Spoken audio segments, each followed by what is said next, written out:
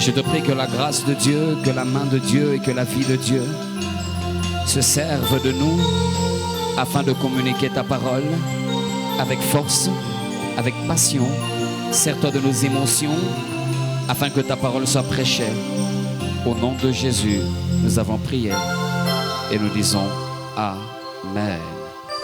Que Dieu nous bénisse abondamment. Je disais que Dieu nous bénisse abondamment. Aidez-moi à dire bonjour ou bonsoir à quelqu'un. Que Dieu nous bénisse abondamment. Alléluia. Alléluia. Le Seigneur nous fait énormément grâce ce soir d'être là et de partager la parole de Dieu. J'aimerais bien que tu salues quelqu'un avec joie, avec joie, avec joie. C'est important de saluer quelqu'un avec joie. Alléluia. Je ne sais pas d'où est-ce que vous venez, je ne sais pas quel type de problème que vous avez, mais saluez quelqu'un avec joie, saluez quelqu'un à vos côtés avec joie. Alléluia. Que Dieu nous bénisse abondamment. Depuis hier, nous avons commencé à expier et la méthodologie, elle est simple. Je l'ai dit hier, le plus important était de prêcher Jésus, quelle que soit la forme. Et depuis hier, nous avions mis un accent sur la connaissance des événements liés à la crucifixion du Christ, mais plus particulièrement dans la scène où Jésus est encore vivant. Et j'espère qu'aujourd'hui, avec un peu plus de force, je crois que je toucherai un peu le moment où il est sur le point de mourir. Et pour que demain, je finisse carrément à parler des événements liés à sa mort, et de bien faire comprendre le thème qui est expié pour lequel on est réunis ce soir. Mais permettez-moi ensemble ce soir de nous proposer une prière. Cette prière, c'est un homme qui l'a fait, mais quand il fait cette prière, il est à un endroit dans les régions inférieures de la terre et il est en pleine eau, et dans cette eau-là, il fait une prière. Mais vous serez choqués par la ressemblance des événements qui ont trait avec sa vie et la vie de mon Seigneur. J'ai appris une chose en lisant ma Bible.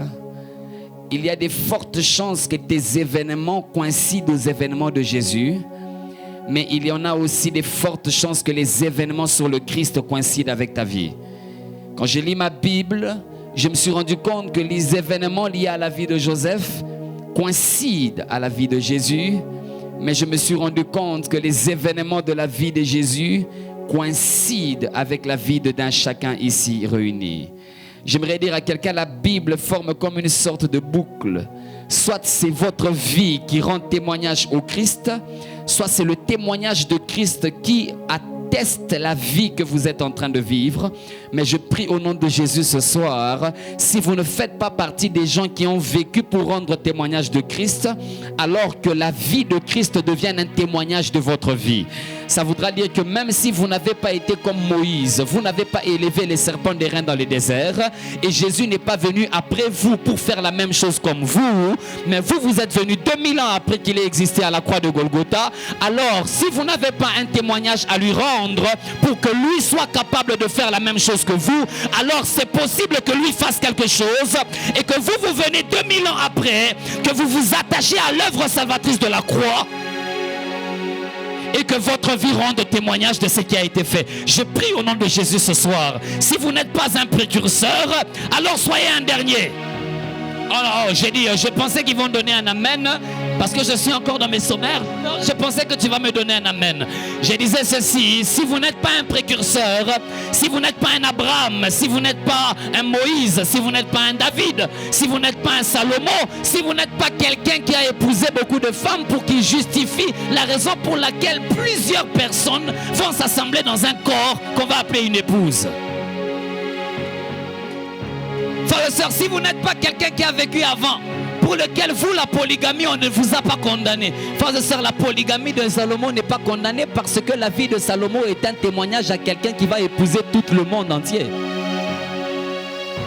Si vous n'êtes pas un Salomon et que vous n'êtes pas venu avant, si vous n'êtes pas un David qui a voulu bâtir un temple et qui est allé récupérer une arche, qui a tué Goliath, si vous n'êtes pas un précurseur, soyez au moins un dernier.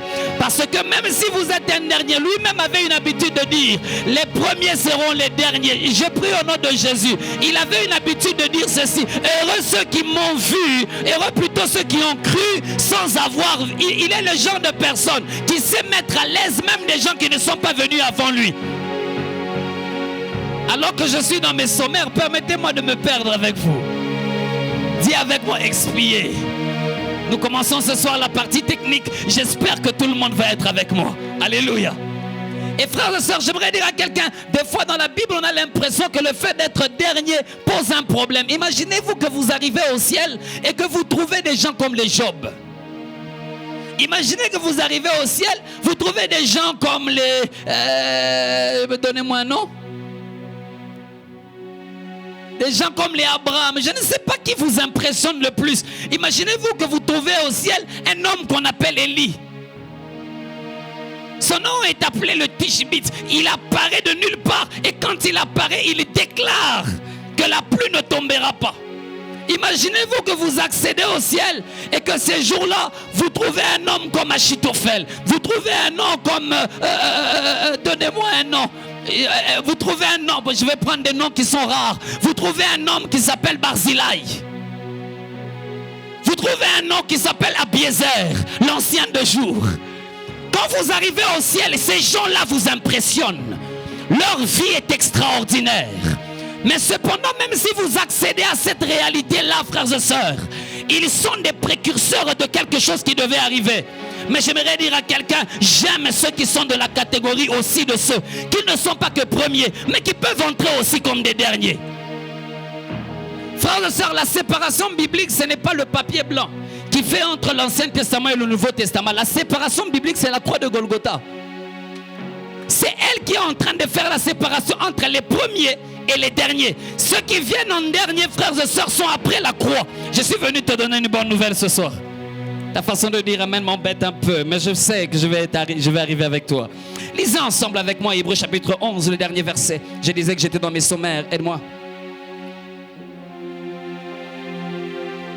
Vas-y rapidement, Espérance. Hébreux chapitre 11.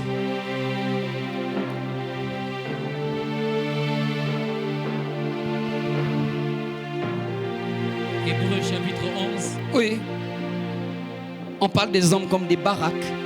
On parle des hommes comme des Samson. On parle des gens comme des Jephthé. On parle des gens comme des David. On parle des gens comme des Gédéon. Le verset 32. Hébreux chapitre 11, le verset 32. Merci de vous tenir debout et de respecter la parole. Je lis au nom de Jésus. Oui. Et que dirais-je encore? Et que dirais-je encore? Car le temps me manquerait pour parler de Gédéon. Car le temps me manquerait pour parler de Gédéon. De Barak. De Barak. De Samson. De Samson. De Jephthé. De Jephthé. De David. De David. De Samuel. De Samuel. Et de prophètes. Oh. J'avais dit que vous serez impressionnés si vous arrivez au ciel par ces gens-là. Mais lisez ensemble avec moi. Continuons la lecture, mais cette fois-ci, on va un peu sauter. Allez-y au verset 39. Tout cela, à la fois desquels il a été rendu témoignage, n'ont pas obtenu ce qui leur était promis.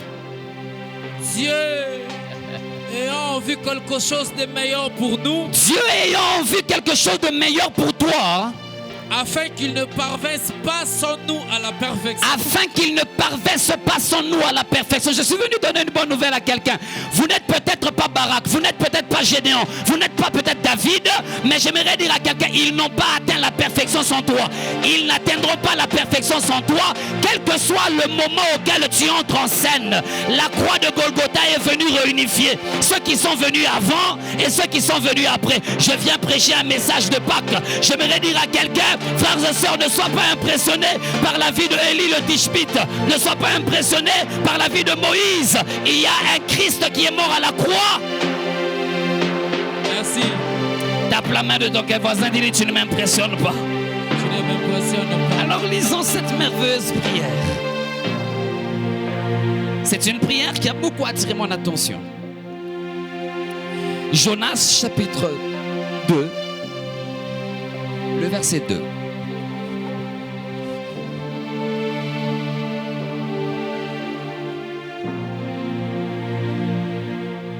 Jonas chapitre 2, le verset 2. Jonas dans le ventre du poisson pria l'Éternel son Dieu. Il dit, dans ma détresse, j'ai invoqué l'Éternel et il m'a exaucé. Du sein du séjour de mort je criais et tu as entendu ma voix. Continue. Jusqu'à 8. Tu m'as jeté dans l'abîme, dans l'équerre de la mer, et les courants d'eau m'ont environné. Toutes tes vagues et tous tes flots ont passé sur moi. Je disais, je suis chassé loin de ton regard. Ils ont passé où puisque tu es dans le ventre du poisson? Continue. Mais je verrai encore ton saint temple. Oui. Les eaux m'ont couvert jusqu'à m'ôter la vie. L'abîme m'a enveloppé. Les roseaux ont entouré ma tête. Je suis descendu jusqu'aux racines des montagnes. Les roseaux l'ont fait quoi? Ont entouré sa tête. Ok. Je suis descendu jusqu'aux racines des montagnes. Oui. Les barres de la terre m'ont fermé pour toujours. Mais tu m'as fait remonter vivant de la fosse. Éternel, mon Dieu, comme mon âme était abattue au-dedans de moi, je me suis souvenu de l'Éternel et ma prière est parvenue jusqu'à toi, ton saint temple. Parole du Seigneur, merci de prendre place. Alléluia. Amen. Alors cette prière m'a beaucoup intrigué. C'est la prière de Jonas. Et il l'a fait alors qu'il est dans le ventre du poisson, mais la particularité, c'est qu'on est dans des hyperboles. Il y a beaucoup d'exagération. Il parle des flots qui sont en train de venir vers lui, mais l'histoire racontait qu'il était dans le ventre du poisson. Naturellement, dans le ventre du poisson, tu es exempt de toute forme d'adversité de l'eau, puisque tu es protégé à l'intérieur. Jonas parle de l'abîme, il parle du séjour de mort, et sa prière est en train de rendre un témoignage particulier. Et vous allez le voir, frères et sœurs, et très rapidement, j'aimerais bien aller donner tous mes textes, et puis nous allons couler dans la technique. Matthieu chapitre 12, écoutez ce que la Bible est en train de dire au verset 40. Matthieu chapitre 12, le verset 40. Écoutez ce que l'Écriture est en train de dire. Car de même que Jonas fut 3 jours et 3 nuits dans le ventre du poisson, de même le Fils de l'homme sera 3 jours et 3 nuits dans le sein de la terre. Alléluia. Et la Bible montre que de la même manière que Jonas a fait 3 jours et 3 nuits dans le ventre du poisson, c'est de la même manière que Jésus doit faire 3 jours et 3 nuits, mais dans le sein de la terre. Je l'ai dit tantôt, frères et sœurs, il y a des gens pour lesquels leur vie a été un témoignage pour le Christ, mais malheureusement pour nous, nos vies ne sont pas un témoignage. Malheureusement, nous, par contre, nous nous servons du témoignage de Christ pour attester que notre vie ressemble à celui de Christ. Alléluia. Et sur la ligne du temps, nous venons juste après, et c'est toute une particularité. Hier, alors que j'étais en train de parler avec vous, je vous étais en train de vous dire que Jésus était emmené à Gabata, on l'avait fouetté, on avait placé une couronne d'épines, mais la particularité aussi, c'est qu'on lui avait donné un roseau. Alléluia. Et lorsqu'on lui donnait un roseau, l'Écriture dit ceci, on lui avait donné un roseau, mais la particularité était la position. L'Écriture dit on ne lui a pas donné un roseau jusqu'à ce qu'on l'a jeté sur son corps. Non, la particularité dit ceci, on lui a donné un roseau à un côté précis. Alléluia. Oh, dis à ton voisin, sois là. Sois Dis là. à ton voisin, sois là. Sois là. L'Écriture disait ceci, on lui donnait un roseau, et alors qu'on lui donnait un roseau, l'Écriture disait ceci, on lui prenait, mais le roseau, on le lui donnait du côté droit. La Bible dit, on lui avait donné de son côté droit, et après on lui reprenait le roseau, et ensuite on était en train de se moquer en tapant serpent avec ce même roseau sur sa tête. Et l'écriture montrait qu'il y avait une forme de complexité qui avait tout autour. On ne pouvait pas comprendre pourquoi le soldat le faisait exactement. Quand vous haïssez quelqu'un, vous n'êtes pas obligé d'aller plus loin. Alléluia. On a l'impression que c'est une haine qui est gratuite. On a l'impression que Jésus est en train de subir une haine qu'on ne peut pas expliquer. Et nous l'avons dit hier, frères et sœurs. Quoique condamné, vous serez couronné. Amen. Je le répète encore. Quoique vous êtes condamné, vous serez couronné. Amen. La problématique n'est pas la quantité de sang que vous faites couler.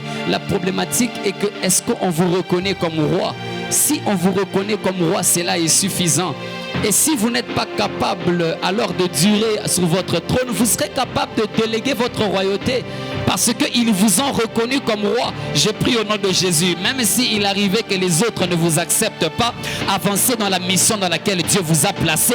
Même si les autres ne sont pas d'accord. Oui, condamné, quoique condamné, mais je serai quand même couronné. Je ne tiens pas compte des circonstances de mon couronnement. Je reste focus sur le couronnement. Alléluia. Amen. Et l'écriture dit ceci, alors qu'on lui donnait le roseau, à un moment on lui arrachait. L'écriture continue. J'aimerais bien qu'on continue notre merveilleuse lecture depuis hier. Mais la particularité, le verset 23. Jean 19, 23. Et j'espère que je vais y arriver pour poser mes bases. Jean chapitre 19, le verset 23. Oui. Le soldat, après avoir crucifié Jésus, Oui. prirent ses vêtements et ils en firent 4 parts. Oui. Une part pour chaque soldat. Ils prirent aussi sa tunique Oui. qui était sans couture, d'un seul tissu depuis le haut jusqu'en bas. Et ils dirent entre eux, Oui. ne la déchirons pas, mais tirons au sort à qui elle sera. Oui. Cela arriva afin que s'accomplisse cette parole de l'Écriture. Ils se sont partagés mes vêtements et ils ont tiré au sort ma tunique.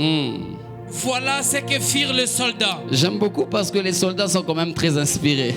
Ok. Frères et sœurs, ils auraient beau contester Jésus, mais ils font des choses extraordinaires. C'est qu'au-delà de le couronner, ils sont prêts aussi à se partager ses vêtements. L'Écriture dit ceci, ils sont des soldats. L'une des raisons pour lesquelles il nous montre le nombre de personnes qui sont autour de Jésus, c'est la quantité des parts qu'ils divisent. L'Écriture dit que chaque soldat est parti avec sa part, mais il montre combien de fois ils ont coupé. L'Écriture dit qu'ils l'ont coupé, mais ils l'ont coupé en 4 parts. Et l'Écriture montre qu'après avoir coupé 4 parts, ils disent, bon, chacun de nous va prendre sa part. Je prie au nom de Jésus ce soir, qu'en quittant Golgotha, que tu sortes avec ta part. Amen. J'ai dit, je ne sais pas quelle violence tu feras avec, mais tu ne quitteras pas Golgotha ce soir si Dieu n'a pas déposé ta part au nom de Jésus. Amen. J'ai dit, tu ne quitteras pas ce soir si Dieu n'a pas mis quelque chose au nom de Jésus. Amen. Je ne sais pas, je pensais que je parlais à quelqu'un qui est sérieux. Je disais, tu ne quitteras pas ce soir dans cette prédication si tu n'as pas pris ta part au nom de Jésus. J'ai dit, tu ne quitteras pas ce soir sans partir avec ta part au nom de Jésus. Je ne sais pas ce que font les autres, mais toi tu ne quitteras pas ce soir sans avoir pris ta part. Et je prie au nom de Jésus, si c'est une question de tirage au sort, que si tu as déjà ta part, Come on, come on, come on, come on. ça veut dire, frères et sœurs, ceci. Ça voudra dire ceci. Dès qu'on a tiré au sort le vêtement, c'est 4 parts. La Bible dit chaque soldat a pris sa part. Mais bien au-delà, l'un d'eux est parti non seulement avec la part, mais il est aussi parti avec la tunique. Parce que la Bible dit ceci. On n'a pas osé déchirer la tunique, mais on l'a donné à l'un d'entre eux. Je suis venu donner une bonne nouvelle à quelqu'un. Dans une famille où chacun a sa part de l'héritage, oh, Dieu décidera de donner une tunique à une personne. J'aimerais dire à quelqu'un, Jacob bénit tous ses enfants, mais il donne la tunique à un seul de ses enfants. Je ne sais pas pourquoi il le fait. Je pensais que je parlais à quelqu'un. Je pensais que je parlais à un membre de la famille. J'ai dit, je pensais que je parlais à un membre de la famille, à un membre de la famille de Jacob, à qui chacun recevra la part de bénédiction, mais à toi, on donnera la tunique. Je prie au nom de Jésus, quel que soit le quartier dans lequel tu es, si chacun a sa part, que Dieu te donne à toi. Si parti tirage au sort, Jonas se retrouve dans l'eau. Parce que ce n'est pas Jonas qui dit que le problème que vous avez, c'est moi. Jonas, on tire au sort et on tombe réellement sur lui. J'ai pris au nom de Jésus, même par le hasard tombera sur vous. Amen. Je ne sais pas pourquoi Jacob aime beaucoup Joseph, mais c'est que je sais, frères et sœurs, même le fils de sa droite n'a pas la tunique. Parce que même le hasard est capable de vous consacrer. Je ne sais pas quel est le soldat qui est parti avec, mais je parle ce soir à un soldat de Dieu. Les soldats romains ont cessé d'être les soldats de Ponce Pilate. Tu dis pas amen. Tu dis pas amen. La Bible dit ceci. Je dis ceci, je répète encore. Les soldats romains ont cessé d'être les soldats de Ponce Pilate. Parce que ce n'est pas Pilate qui les influence pour appeler Jésus roi. C'est les soldats qui influencent Pilate à dire qu'il est roi. Parce que ceux qui ont commencé le problème de roi dans la cour, ce n'était pas Pilate mais les soldats. C'est eux qui se prosternaient et qui rigolaient, qui disaient salut le roi des Juifs. Salut le roi des Juifs. Ce n'est pas Pilate qui les influence parce que rappelez-vous, Pilate avait lavé les mêmes et les soldats ont continué la mission. J'aimerais dire à quelqu'un, Pilate n'est pas allé jusqu'à Golgotha, mais les soldats étaient inspirés, ils ont continué la mission. Là où un Pilate sort dans le plan, les soldats continuent le plan. Je suis venu donner une bonne nouvelle à quelqu'un. Si vous avez un ascendant qui a quitté le plan, comme un soldat de Dieu, vous allez continuer la mission. Et ce que j'aime beaucoup, frères et sœurs, Simon de Cyrène n'est pas recruté par le roi ou encore par le gouverneur. Simon de Cyrène est recruté par les soldats. Et après avoir accompli la parole de déchirer les vêtements, ils ont accompli tellement de paroles jusqu'au point où l'un d'eux est allé lui mettre une lance. Et l'eau et le sang est sorti. J'ai pris au nom de Jésus que Dieu nous donne des soldats à Zion qui seront inspirés. Je dis là où le pasteur a arrêté de réfléchir, que Dieu t'emmène à continuer la mission. Amen. J'ai dit que Dieu t'inspire au nom de Jésus à poser un acte prophétique. J'aimerais que de là où tu es, pose-moi un acte prophétique. Pose-moi un acte prophétique. Je ne sais pas si tu vas parler, si tu vas bouger, si tu vas parler à ta chaise, si tu vas prier, mais pose un acte prophétique. Parce que là où les prédicateurs s'arrêtent, les soldats peuvent continuer la mission.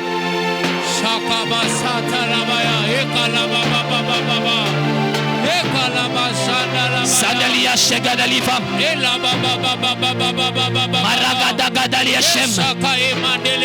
Je ne suis pas venu dans un rassemblement des hommes qui observent. Je suis venu dans un rassemblement. Le jour-là à Golgotha, il y avait des gens qui observaient, mais il y avait des gens qui posaient des actes prophétiques. J'ai pris au nom de Jésus. La Pâque pour moi, ce n'est pas un moment où je contemple. La Pâque pour moi est une action prophétique. Dis avec moi, expier. Expier. Que Dieu te bénisse. Amen. L'Écriture dit ceci. Après qu'ils aient tiré au sort.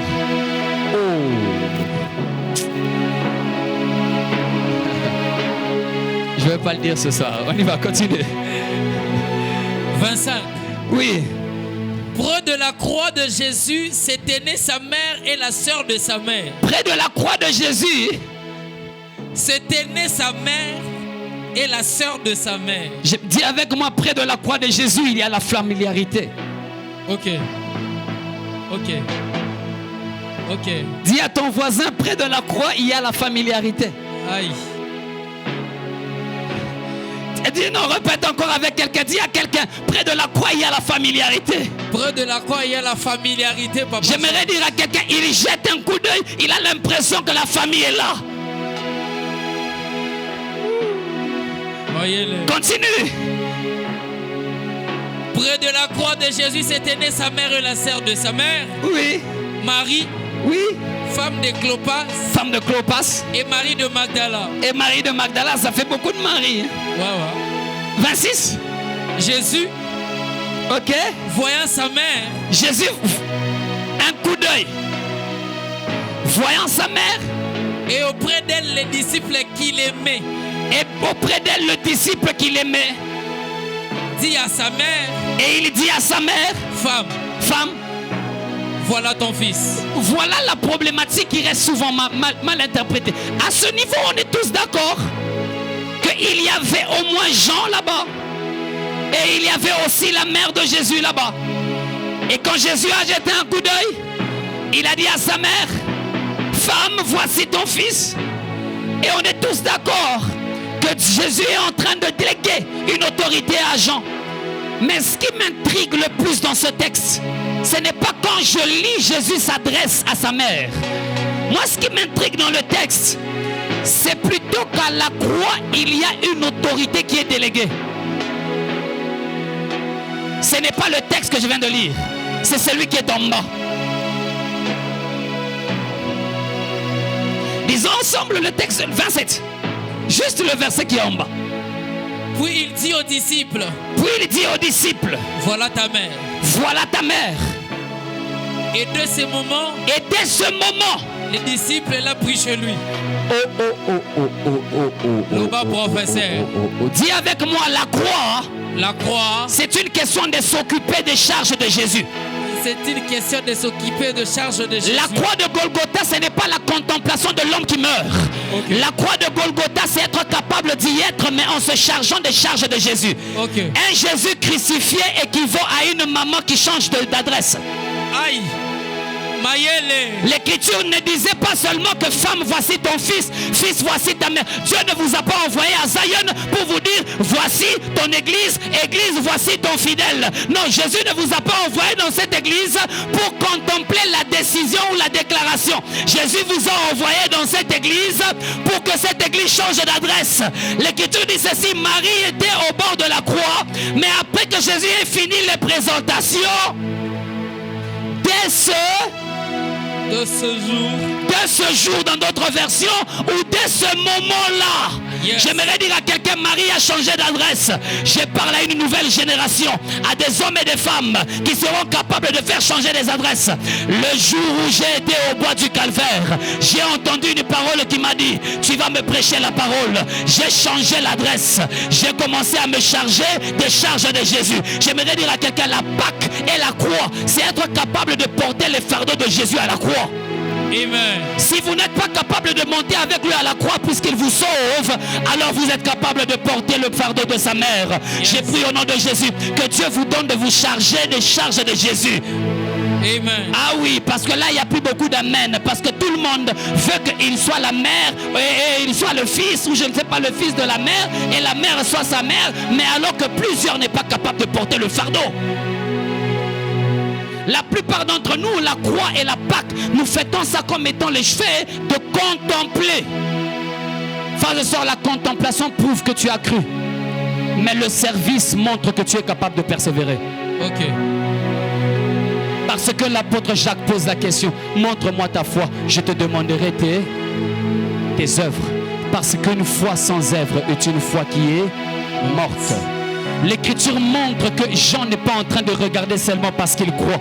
Jean est en train de regarder, mais alors qu'il regarde, il voit sa mère est à côté, la mère de Jésus est à côté. Et Jésus ne fait pas que les présentations. J'aimerais dire à quelqu'un, Jésus ne vous a pas fait présenter cette église pour que vous restiez à la dimension des présentations de l'église. Ah, notre église elle est bonne, hein? Ah, le pasteur il prêche bien. Ça c'est à la dimension, voici ton fils, fils, voici ta mère. Mais j'aimerais dire à quelqu'un, dès ce moment-là, quand Dieu commence à vous désigner une église, vous arrêtez de contempler l'église, vous entrez en service, vous faites changer les adresses.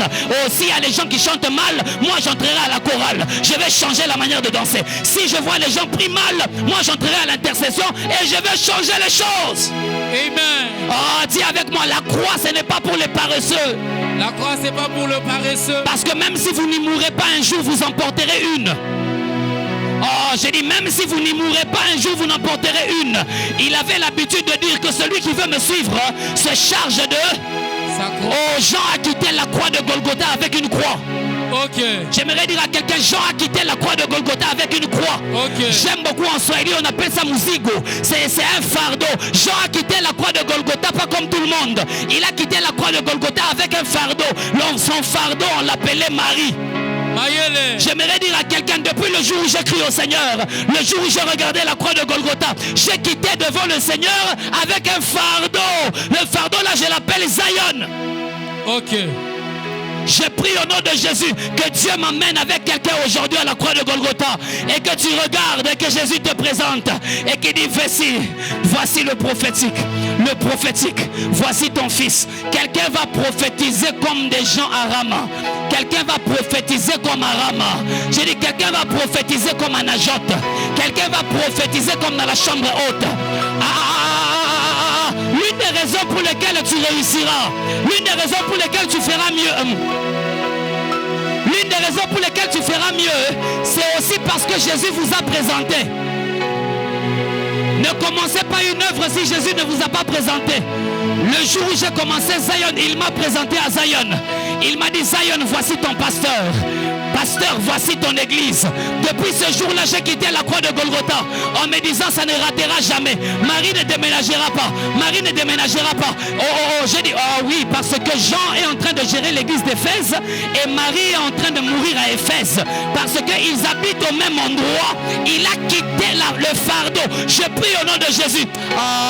Dis avec moi, la croix de Golgotha. La croix de Golgotha doit me donner un fardeau. Doit me donner un fardeau. Demande aux voisins, c'est quoi ta croix?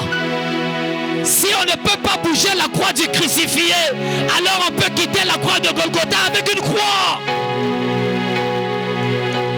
Donne-moi un amen. Amen. Tape la main de quelqu'un, dis tu es mon fardeau toi. Dis tu es mon fardeau toi. J'ai pris au nom de Jésus que Dieu nous fasse quitter cette église avec des gens qui sont non fardeau. Dis avec moi, je ferai changer l'adresse de quelqu'un. Je ferai changer l'adresse de quelqu'un. J'ai dit, je ferai changer l'adresse de quelqu'un. Je ferai changer de la même manière dans la Bible des gens, quand tu les rencontres, ils sont capables de faire changer ton adresse. Je prie au nom de Jésus que tu aies la capacité d'adoption. Quand toi tu croises quelqu'un, je l'adopte. Je l'adopte. La Bible dit ceci, béni soit le Seigneur qui nous a transportés du royaume des ténèbres au royaume de son Fils et de son admirable lumière. Ce que j'aime beaucoup, c'est que quand vous le rencontrez, il est capable de vous faire changer d'adresse. Okay. Mais il ne s'arrête pas là-bas. Il vous donne un fardeau. Ce fardeau-là, c'est de dire aux autres que j'ai la capacité de vous prendre sous mon épaule. Et j'ai la capacité de vous faire changer d'adresse. J'ai pris au nom de Jésus. Dis avec moi, Marie ne dormira pas chez elle. Marie ne dormira pas chez elle. Dis avec moi, cette église ne restera pas au même endroit. Cette église ne restera pas. Depuis le jour où je suis venu ici, j'ai reçu le fardeau de faire changer l'adresse. Amen. Nos cultes passent en ligne parce que le pasteur Shekinah a fait changer l'adresse. Ils n'étaient pas trois, il était seul à entrer dans mon bureau. Il a dit, pasteur, à partir d'aujourd'hui, vos cultes vont passer en ligne. Ça voudra dire, j'aimerais dire à quelqu'un, il a été à la croix de Golgotha, mais il n'a pas quitté Golgotha sans un fardeau. Celui qui rencontre la véritable croix de Jésus ne quitte jamais cette croix sans une croix. Ok. Je viens dire, si tu veux me suivre, charge-toi de ça. Charge-toi de ta croix. Charge-toi de ta croix. Dis avec moi, je vais me charger de la croix de Jésus au nom de Jésus. Alléluia. Amen. Alors continue. 28. Après cela, Jésus, qui savait que tout était déjà consommé. Jésus qui savait que tout était déjà consommé. Dis avec moi, tout est déjà consommé. Tout est déjà consommé. Tu te bats pour rien, tout est déjà consommé. Je dis, tu te bats pour rien, tout est déjà consommé. Ton élévation a déjà été signée. Tu vois tout ce que tu vois, c'est des grimaces. J'ai dit, ton mariage a déjà été célébré. Amen. J'ai dit, ta délivrance a déjà eu lieu. Amen. Tout ce que tu vois autour, c'est des grimaces. Jésus n'est pas encore mort, mais il remarque que tout est consommé. J'ai dit à quelqu'un, tu remarqueras que tout est déjà consommé. Continue. Il remarque que tout est déjà consommé. Dit.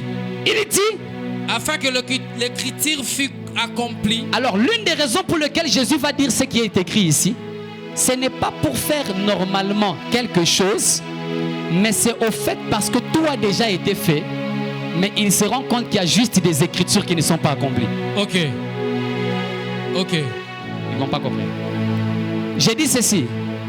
Quand on dit tout est déjà consommé, ça voudra dire que tout a déjà été fait, Exode. Tout a déjà été fait. Tout est fini. Mais il se rend compte qu'il y a juste des vides d'écriture. Ok. J'ai dit à quelqu'un, Dieu sera capable de te bénir. Et dans l'histoire de ta vie, quand Dieu va finir de te bénir, il va chercher même des prophéties des gens qui ont menti.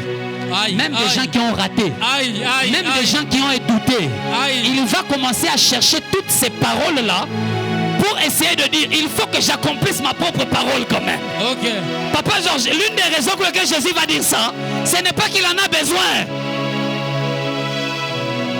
Aïe. Quelqu'un qui veut mourir n'a pas besoin de boire. Ok. Oh. La Bible dit, personne ne me prend la vie, c'est moi qui la donne. Yes. S'il a fait 40 jours et 40 nuits dans le désert, il n'a pas eu soif. Vous pensez que c'est la croix de Golgotha qui va le conditionner à boire? Heureusement, la Bible dit tout était déjà consommé. Mais il dit, il y a des vides. Je suis venu donner une bonne nouvelle à quelqu'un. Dieu va te faire entrer dans ta bénédiction. Et il va te dire, petit, regarde les vides. Est-ce qu'il y a des vides? Jésus, je me rappelle à la montagne Kawama. Quelqu'un m'avait touché l'épaule. Et il m'avait dit, toi, tu dépasseras les frontières. Est-ce que tu ne peux pas me faire? Il dit, petit, il n'y a pas de problème. Tout a déjà été consommé. Tu peux aussi dépasser les frontières. Je suis venu donner une bonne nouvelle à quelqu'un. Quand tout est déjà consommé, il y a des paroles dans le vide que Dieu est capable. Si papa chose à téléviser qu'il te signe. J'ai dit, frères et sœurs, l'une des raisons pour lesquelles Dieu va te faire du bien, c'est aussi parce que tout est déjà consommé. Jésus a tout accompli à la croix de Golgotha, de manière à ce qu'il soit capable d'accomplir toutes les bonnes paroles qu'on a déclarées sur ta vie. Dis avec moi, il y a des vides de paroles. Il y a des vides de paroles. Dis avec moi, il y a des vides de paroles.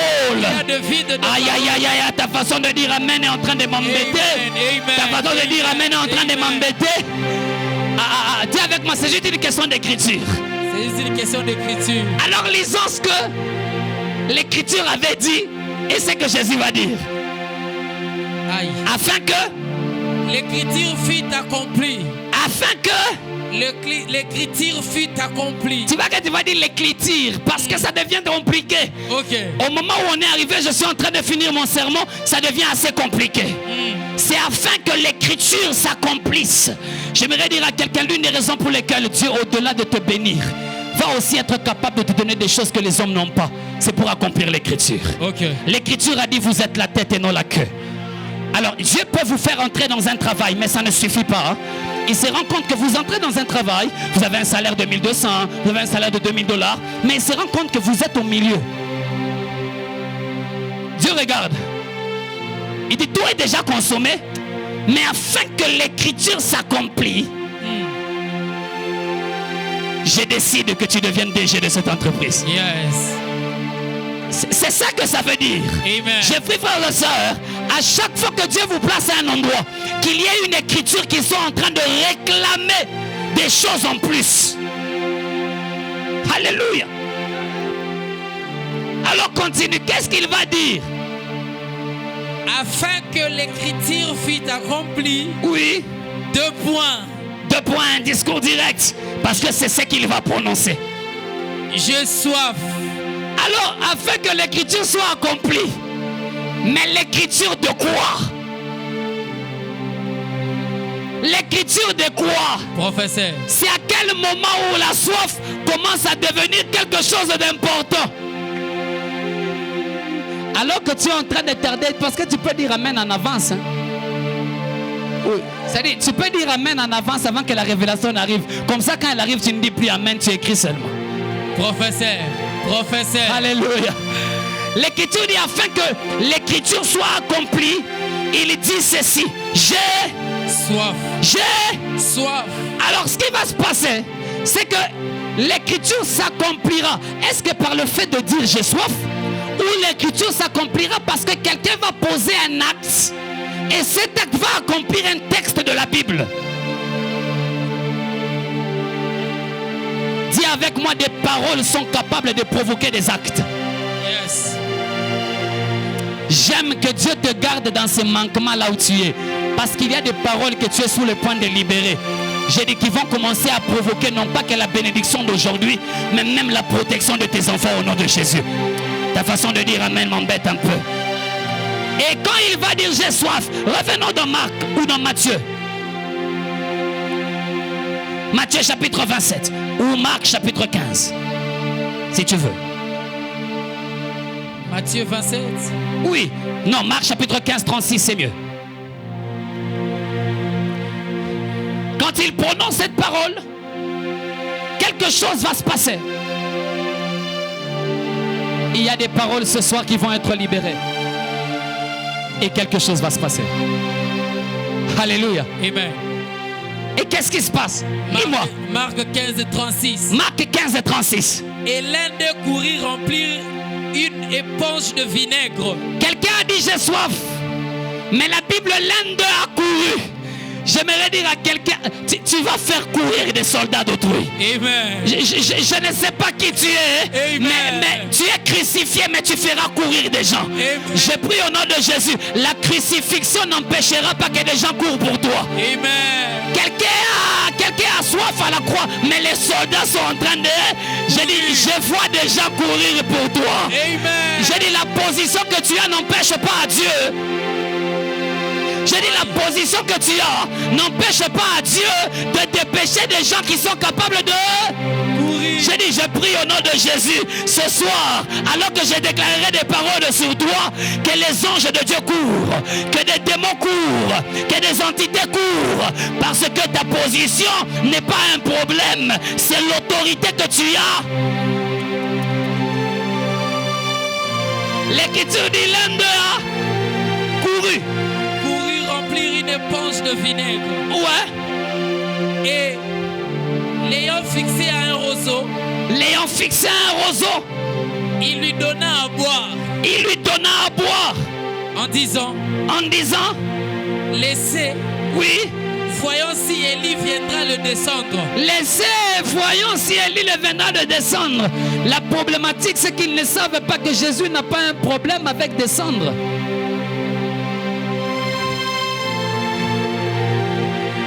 Expier, ce n'est pas descendre.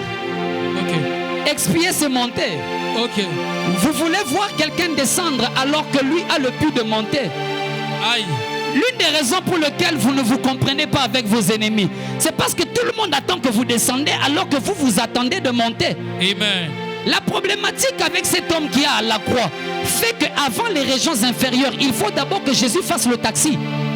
Parce que Jésus doit d'abord déposer quelqu'un dans le paradis avant de descendre dans les séjours de mort. La problématique des textes veut nous faire croire que Jésus descend d'abord dans la mort, mais attention, lui-même contredit cette problématique en disant à cet homme, aujourd'hui même, c'est-à-dire aujourd'hui, avant le 3e jour, je vais d'abord te déposer dans un endroit. Parce que, frères et sœurs, je suis venu dire à quelqu'un, s'il n'est pas capable de faire autre chose avec toi, c'est-à-dire s'il n'est pas capable d'entrer d'abord avec toi, il a d'autres missions à faire. Dépose-moi d'abord comme un taxi. Je demande aujourd'hui à Jésus, il dit, si tu ne veux pas d'abord bénéficier de mes millions, dépose-moi d'abord dans les millionairismes, même avec un taxi. Je déclare au nom de Jésus qu'il te dépose comme étant un taxi. Ce soir, je déclare au nom de Jésus que Dieu dépose dans la vie de quelqu'un et qu'il se serve de lui-même comme un taxi au nom de Jésus.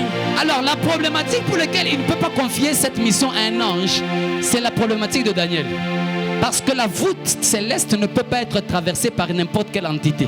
Okay. La Bible dit que quand un ange est descendu avec la réponse, la Bible dit le prince de Perse l'a arrêté dans le 2e ciel. Le problème, c'est que Jésus doit aller déposer quelqu'un dans le paradis. Mais s'il envoie un ange, il y aura un problème. C'est que l'ange peut aussi ne pas passer. Et ça va compliquer toutefois les calculs. Mais Jésus avait déjà donné une promesse. J'aimerais dire à quelqu'un, à la croix de Golgotha, Jésus libère des promesses. Okay. J'ai dit, oui, vous êtes heureux ce soir parce que Jésus libère vos promesses. J'ai dit, votre santé sera une santé de fer. Personne ne touchera. Et la Bible dit, je prie que vous prospérez comme l'état de votre âme. Je prie que Dieu vous fasse prospérer en toutes choses au nom de Jésus. J'ai dit, tu vas toucher des millions au nom de Jésus. Ouais, j'ai dit, tu vas toucher des millions au nom de Jésus. Amen. Pourquoi ça dérange les gens quand à l'église on prêche la prospérité d'argent alors que les gens passent leur temps à toucher les fétiches pour avoir de l'argent? Je répète encore, pourquoi ça dérange aux gens qu'on prêche à l'église de l'argent alors que les gens passent leur temps à toucher des fétiches pour avoir de l'argent? Je suis venu donner une bonne nouvelle à quelqu'un. L'argent, c'est le pouvoir d'échange. Et dans ma Bible, j'ai compris une chose. Dieu n'est pas seulement le maître de l'or et de l'argent. Non, non, non, non. Dieu est au-delà de toutes ces choses-là. Il est le maître du pouvoir d'échange.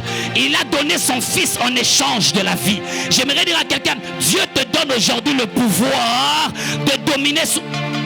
Si Jésus est capable de faire apparaître le drachme dans le ventre du poisson, et vous allez dire, c'est comme ça que je répète au nom de Jésus, il est possible de faire apparaître de l'argent. Que ça te dérange ou pas, je m'en fous. Il est capable de faire apparaître de l'argent. Si Jésus fait apparaître de l'argent, qui es-tu toi pour refuser?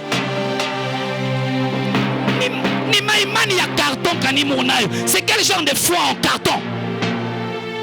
Vous êtes capable que Dieu peut guérir le cancer. Je connais beaucoup d'hypocrites qui sont capables que Dieu peut guérir le cancer, mais ils disent Dieu ne peut pas faire ça parce que Dieu t'a donné son agenda et son CV, des choses qu'il n'est pas capable de faire. Amen. J'ai dit, il est capable de marcher sur l'eau pour divertir les disciples. J'ai dit, Dieu va faire des miracles, même pour les divertissements. Il va les faire. Okay. Ah oui, j'ai dit, il va le faire. Okay. J'ai dit, il va le faire. Okay. J'ai dit, il va le faire. Okay. S'il est capable de guérir des maux de tête, il guérira la carie dentaire. C'est comme ça dans les prières, on ne prie même pas pour la carie dentaire. Je déclare, si tu as une carie dentaire maintenant alors que je prêche, que cette carie, je ne chasse pas que les démons. Je guéris aussi des caries. On a laissé les gens croire que l'hémorroïde pouvait être traité que par des tradipraticiens. Tamakam. On croit que les problèmes d'amour ne peuvent être résolus. Oh, les fétiches de la chance. On croit que les tradipraticiens maîtrisent l'hémorroïde plus que Jésus. Je déclare au nom de... Même l'impuissance sexuelle peut être résolue dans une prière. On a l'impression que nous, on ne peut pas toucher certaines choses. Je déclare au nom de Jésus, on l'appelle Rapha.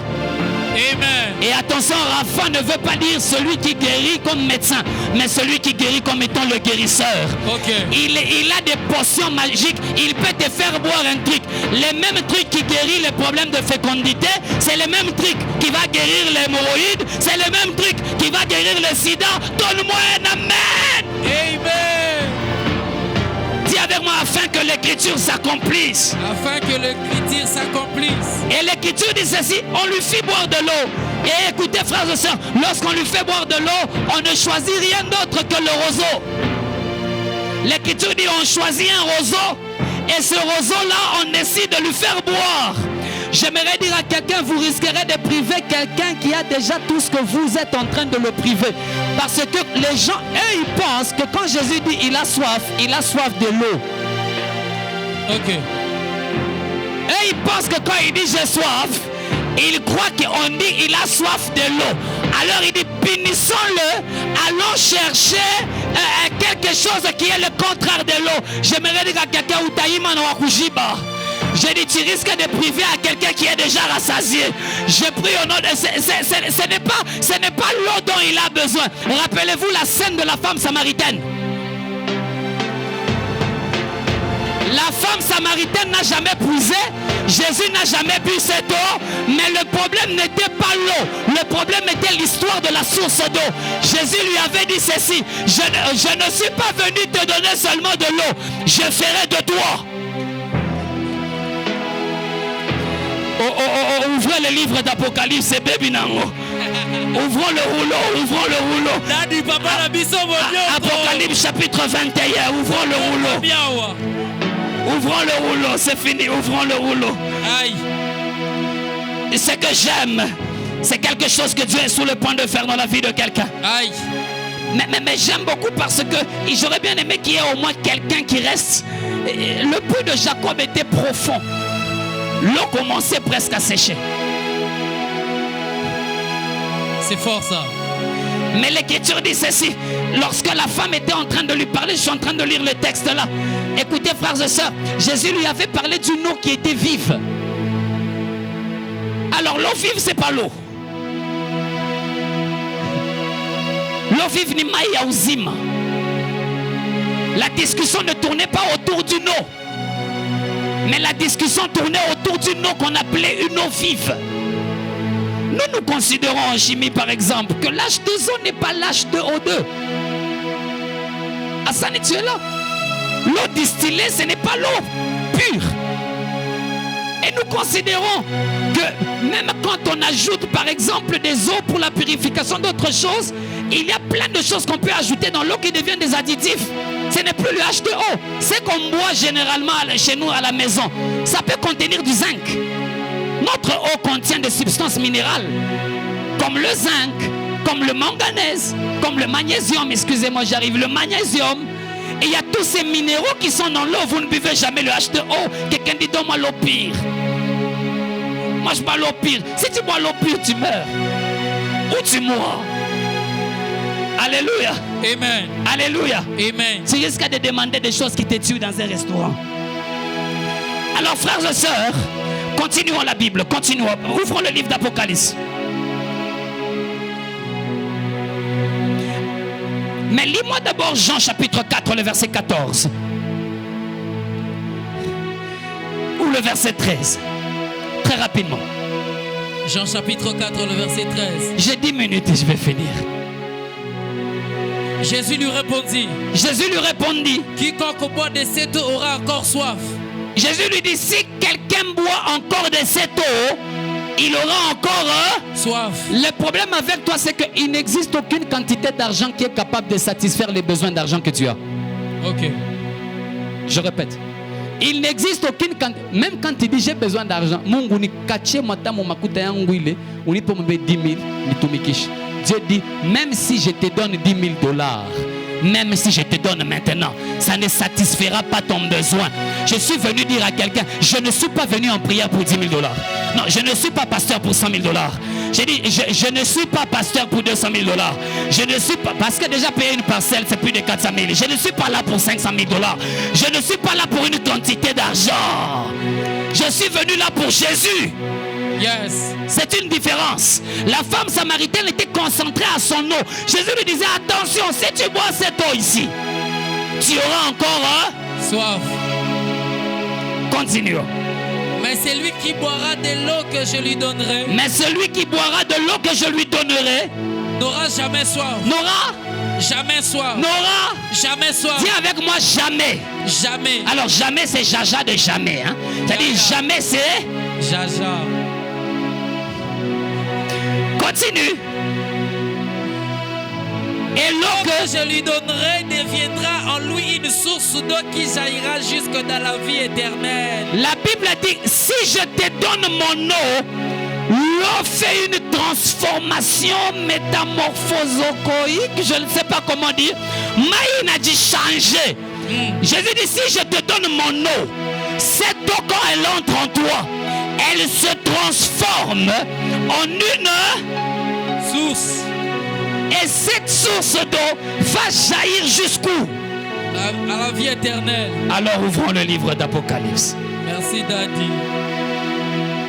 Apocalypse chapitre 21. Il fallait bien qu'on lise d'abord cette portion. Apocalypse chapitre 21, le verset 1er. Allons-y rapidement. Puis j'ai vu un nouveau ciel et une nouvelle terre. Puis j'ai vu un nouveau ciel et une nouvelle terre. Car le premier ciel et la première terre avaient disparu. Parce que le premier ciel et la nouvelle et le premier ciel est... La première terre avait disparu. Oui, parce que le premier ciel et la première terre avaient disparu. J'ai une bonne nouvelle à quelqu'un, cette terre disparaîtra un jour. Amen. Mais toi tu resteras. Yes. J'ai dit cette terre disparaîtra un jour, mais toi tu ne passeras pas. J'ai dit la parole que je prêche ne partira pas. La terre sur laquelle je me tiens ne sera plus là, mais la parole que je libère sera là. Parce que tu l'entendras dans le fond de ton cœur. Parce que toi tu ne partiras pas. Oh, n'ayez pas peur de ce que vous voyez sur la terre. Je n'ai pas peur des guerres qui commencent. Un jour cette terre passera. Un jour cette terre passera. Mais une chose est certaine, moi je serai toujours... Continue. Et la mer n'était plus. Oh. Et la mer n'était plus dans... Rappelez-vous à la création du monde. Dans Genèse chapitre 1, l'Écriture dit que l'eau est venue normalement de la mer. Parce qu'il dit que la mer se retire et ferme les bâtons d'après Job. Et la Bible dit le sec. Il appela la matière qui était le sec. Le problème c'est que s'il n'y a pas de mer, où est l'eau? L'écriture dit avec Pierre, j'avais dit que je vais être technique. L'écriture dit avec Pierre, la première terre a été tirée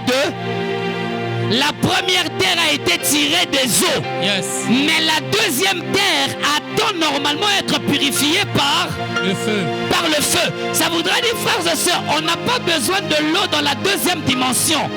Dans la deuxième dimension, l'eau n'est plus importante parce que les gens sont déjà des sources d'eau. La mer n'en a plus besoin parce qu'on ne peut pas puiser. Dans la nouvelle dimension, on ne puise pas. Dans la nouvelle dimension, on est suffisant en nous-mêmes. Okay. C'est comme ça que je suis venu dire à quelqu'un, Dieu ne te bénit pas en te donnant de l'eau, mais Dieu te bénit en faisant de toi une source d'eau. Abraham n'est pas béni parce qu'il a la bénédiction, mais Abraham est béni parce qu'il est... La source de la bénédiction. Je répète, Abraham n'est pas béni parce qu'il a la bénédiction, mais Abraham est béni parce qu'il est une source de bénédiction. Je déclare au nom de Jésus que Dieu te fasse accéder non pas à la première dimension, mais à la deuxième dimension. Je reçois ça. Que tu accèdes à la dimension où tu n'auras plus jamais soif. Celui qui est une source d'eau ne peut pas avoir... quand il dit à la croix j'ai soif, il veut simplement qu'on utilise l'ustensile. Il veut qu'on utilise l'ustensile. Mais celui à qui vous privez de l'eau fera priver de l'eau à la prochaine terre. Mayele. La Bible dit le jour où on l'a transpercé.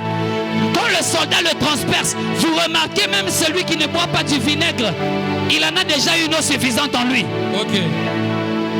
J'aimerais dire à quelqu'un, il a déjà une eau suffisante en lui. Ce n'est pas ton eau qui va le couvrir. Je prie au nom de Jésus que Dieu fasse de toi une source de bénédiction. Amen. Alors continue rapidement. Et j'ai vu descendre du ciel, Oui, de près de Dieu, oui, la ville sainte, oui. la nouvelle Jérusalem, préparée comme une épouse qui s'est parée pour son époux. Qui c'est? Parée pour son époux. Qui c'est? Parée pour son époux. Je vois quelqu'un qui descendra, mais d'une manière particulière. Yes. Angara Mungu atakutengeneza, Mungu atakubamba, Mungu atakupandisha, Mungu atakupumputa, Mungu atakupenta, Mungu atakuonesha. Bouge un peu comme ça. Dieu va t'ajouter des cils. Vous savez les types de nos mamans avant, ils mettaient la salive et puis il arrange tes sourcils. J'aimerais dire à quelqu'un, Dieu va te modifier. Yeah. J'ai dit, Dieu va te modifier. Yes. Ah, tu es le joyau de Dieu. Dieu va te... De la même manière qu'il a modifié le nom d'Abraham à Abraham, Dieu est spécialiste en modification des personnes. Il a transformé un vieux papa en un Isaac. Isaac, arrête, tu vas me faire tomber. J'aimerais dire à quelqu'un, un vieux papa est venu papouner. J'ai pris au nom de Jésus. De la même manière qu'il a transformé une femme qui ne pouvait pas allaiter en une femme qui a quitté, qui a mis au monde. Je déclare au nom de Jésus que Dieu qui est le spécialiste de transformation transforme quelqu'un au nom de Jésus. Très rapidement, on va un peu sauter vite. Vas-y, 5. Et celui qui était assis sur le trône dit, Oui, voici, je fais toutes choses nouvelles. Il est le spécialiste des choses nouvelles. Ok. Et continue. Et il dit, écris. Il dit, Écris. je dis toujours qu'à chaque fois qu'il y a une parole qui est dite, elle n'est pas loin d'une parole qui est sous le point d'être écrite. C'est comme ça, frères et sœurs, dans la vie, il est toujours important d'écouter ce qui est dit avant de pouvoir être capable d'écrire. C'est comme ça que la prédication porte sur le fait qu'il faut entendre, mais toutes les paroles qui sont entendues sont écrites. Je déclare au nom de Jésus qu'une parole qui vient du ciel soit sur le point d'être écrite dans la vie de quelqu'un au nom de Jésus. Continue. Et il dit, écris. Oui. Car ces paroles sont certaines et véritables. Oui, c'est pourquoi on le prêche ce soir. Parce que c'est certain et c'est véritable. 6. Et il me dit. C'est fait. C'est fait. Qu'est-ce qui est fait? C'est fait, Dad. J'aimerais dire à quelqu'un, regarde ton voisin du c'est fait. Qu'est-ce qui est fait? Qu'est-ce que c'est fait? J'ai dit, qu'est-ce qui est fait? Des fois, tu n'as pas besoin de savoir. Je suis venu te donner une bonne nouvelle. C'est fait. Qu'est-ce qui est fait? Dieu va te mettre en train de chercher les ânesses de ton père, mais alors que quelqu'un va venir pour te dire, tu cherches, là-bas, c'est qui les a trouvés? mais pourquoi moi je cherche encore? Je suis venu te donner une bonne nouvelle. Ce soir, je crie avec conviction. Golgotha est en train de libérer un message. Golgotha libère un message. C'est fait. Regardez l'Isham. Il dit ceci, je suis l'alpha et l'oméga. Je suis l'alpha et l'oméga. Il interprète lui-même pour nous. Je suis l'alpha et l'oméga. Et le commencement et la fin. Ah, c'est lui qui a soif. Oh, ça devient les histoires de soif. Dis avec moi, j'ai soif. J'ai dit libère une parole, j'ai soif. Alors je suis sur le point de mourir, mais j'ai quand même... Ah, la Bible dit ceci, il y a celui qui a soif. Je lui donnerai quoi? De l'eau? Non, non. Je lui donnerai quoi? De l'eau? Non, non. Non, je lui donnerai quoi? La source de l'eau, de la vie. J'ai dit quelqu'un, il te donnera la source de l'eau de la... Aïe, aïe, aïe, aïe, aïe. Mais tu vas sauter parce qu'il y a une virgule. Virgule, papa. Parce qu'il y a une virgule. Virgule. Le vinaigre n'est pas gratuit. Parce qu'on l'a pris dans un vase qui appartenait à quelqu'un d'autre. J'en parlerai demain. À Golgotha, il y avait un vase qui était plein de vinaigre. Ce n'est pas Jean qui en parle, c'est un autre narrateur qui en parle. J'en parlerai demain. Yes. Mais le problème, c'est que le vinaigre n'est pas gratuit. Vous n'allez jamais trouver un robinet qui coule le vinaigre. Vinaigre à boule. Mais j'ai envie de dire à quelqu'un, il va ajouter un truc. Il va nous donner une source d'eau vive. Mais donne-moi la virgule. Après la virgule. Gratuitement. C'est faux ça. C'est faux ça. C'est vrai, Daddy. Non, c'est faux ça. C'est vrai, Daddy. Non, c'est faux ça. Il dit, Dieu va te donner un travail gratuitement. Amen. Et ces choses-là, envoie ton CV, envoie-nous $40 et ta photo passeport. Shiba Bumba, faut t'escroquer. Je prie au nom de Jésus que toi, comme on est sur le point d'escroquer, je déclare au nom de Jésus, Dieu va te donner un travail. Dieu m'a fait comprendre une chose, que tu es capable d'avoir une voiture sans la payer. Il n'y a pas que les pasteurs qui vivent ça. Toi aussi, tu es capable de vivre ça. Dieu un jour m'a demandé, tu veux la parcelle de l'église ou tu veux l'église? J'ai dit, je veux l'argent. Dieu m'a dit, petit, toi, tu ne comprends pas. Tu veux la parcelle de l'église ou tu veux l'argent? J'ai dit, donnez-moi la parcelle. Parce que, frères et sœurs, Dieu est sur le point de donner à quelqu'un quelque chose alors que toi, tu demandes de l'argent pour avoir quelque chose. Je déclare au nom de Jésus, ce dont tu as besoin, c'est les poissons ou l'argent de payer les poissons. Je déclare au nom de Jésus que Dieu nous donne au-delà de ce que nous sommes sur le point de demander et qu'il nous les donne gras. Quelqu'un dit voilà les hommes de Dieu qui sont paresseux. Parce que l'œuvre de la croix, c'est toi et tes oncles qui ont monté pour mourir pour l'humanité. J'aimerais dire à quelqu'un, c'est toi qui es monté là-bas avec l'échelle qui a dit tuez-moi. J'ai vu aux Philippines un documentaire où les gens, les jours de la Pâque, ils essaient de simuler la crucifixion. Il est monté à la croix. Traduction, aux Philippines, j'ai vu des gens qui sont en train de tenter de faire l'œuvre de la croix. Quand c'est la Pâque, ils simulent l'œuvre de la croix. Ils sont montés parce qu'ils aiment beaucoup Jésus. Un d'eux est monté, on a crucifié, on a tapé le premier clou à la main, il s'est évanoui. On l'a pris, on a commencé à le transporter, la chaussure est tombée. J'aimerais dire à quelqu'un, frères et sœurs, que personne n'est capable de faire mieux que Jésus. Je l'ai dit à quelqu'un dans mon bureau aujourd'hui, Jésus est monté à la croix, la tête lui faisait mal. Continue HSP, parce qu'il faut finir, continue. 7. C'est lui qui vaincra et héritera ces choses. Oui. Je serai son Dieu. Oui. Et il sera mon fils. Oui. Alors lis-moi maintenant, monte un peu rapidement. Je sais que tu aimes beaucoup ce texte, mais je ne vais pas le lire pour toi. 12. Elle avait une grande et haute muraille. Oui. Qu'est-ce qu'il y avait une grande et haute muraille? Non, il faut lire à partir de 9 pour comprendre. 9. Puis un de 7 anges qui tenait les 7 coupes remplies de 7 derniers fléaux. Oui. Vint et il m'adressa la parole. Et il m'adressa... Continue. En disant... Oui. Viens. Je te montrerai l'épouse. La femme de l'agneau.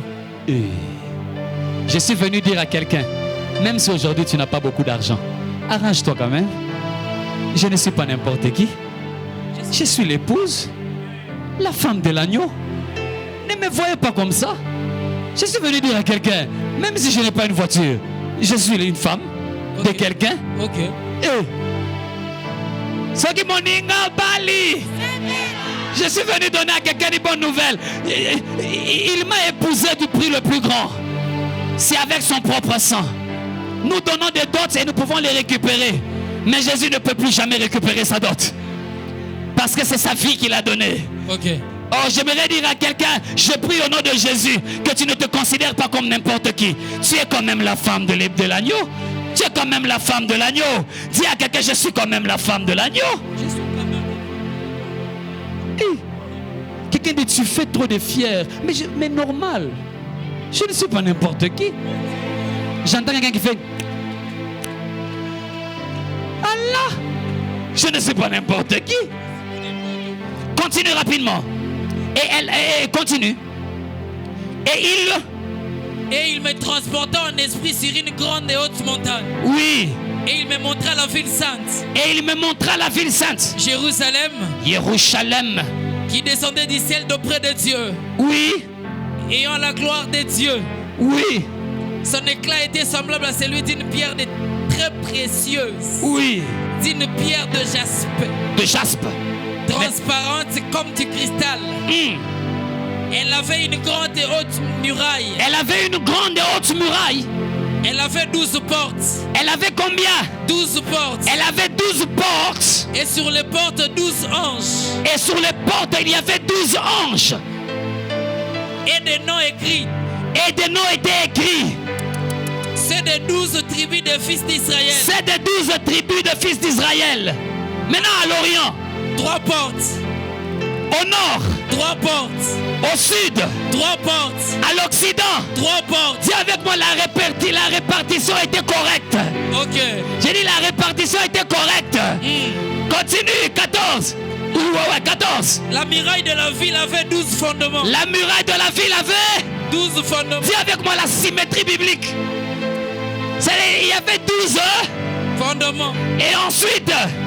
Et sur eux, les 12 noms des 12 apôtres de l'agneau. Et sur eux, il y avait les 12 noms des 12 apôtres de l'agneau. J'avais dit une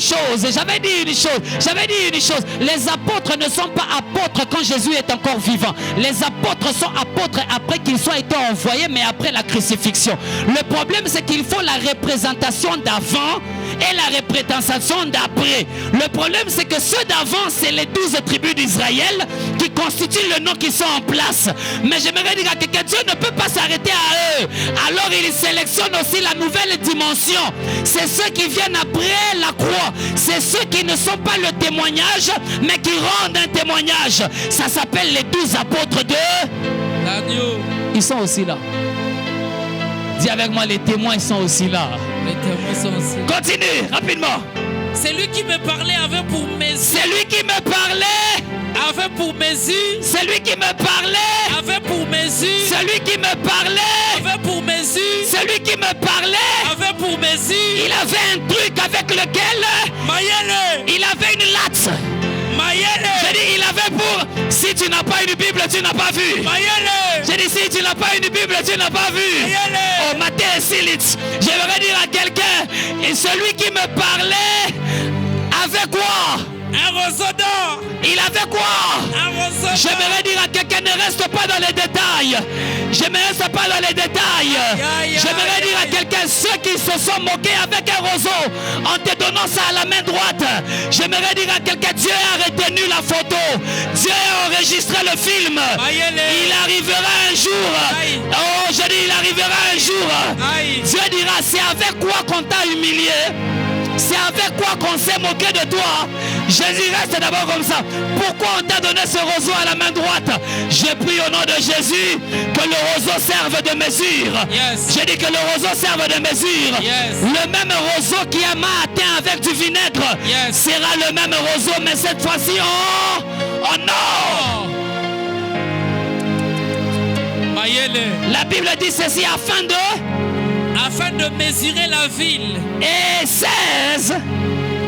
La ville avait la forme d'un carré. La ville avait la forme d'un carré. La ville avait la forme d'un carré. Ça voudrait dire que le même nombre de pas. Oh, le carré, la géométrie de l'école primaire.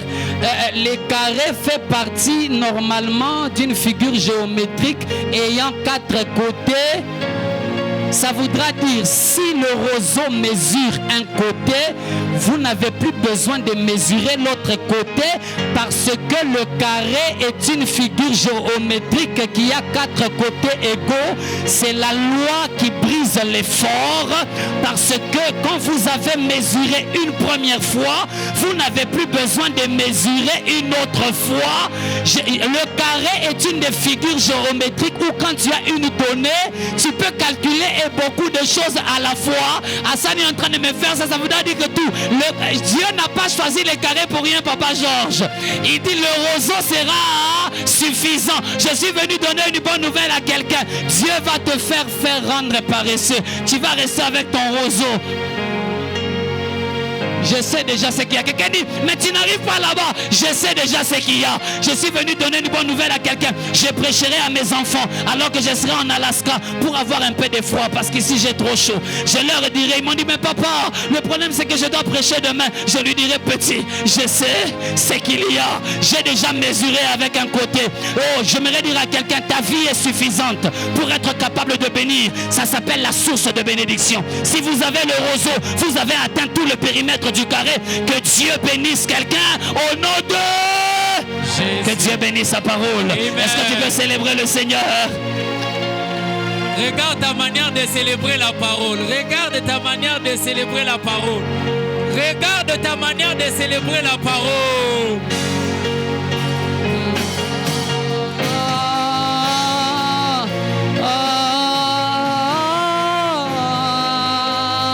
Yeshua! Est-ce que tu peux le chanter plus fort?